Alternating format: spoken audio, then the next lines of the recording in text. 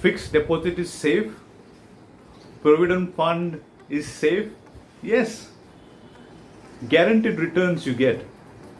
Since I started my career, it was always fixed deposit in banks, or it might be post office schemes, or it could be provident fund, voluntary provident funds, which will give you capital appreciation, basically interest over a period of time.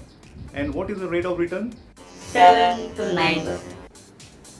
And I didn't have any idea about any other income stream. This was the only stream which I have been investing since I started my career.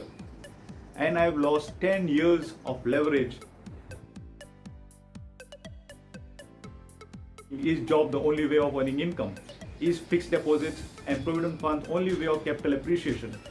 After a lot of research, I come across 4 avenues which have helped me tremendously since 2009, 2010, and today I'm able to secure 100% of my expenses and still be left with cash, by the way. Isn't it tremendous?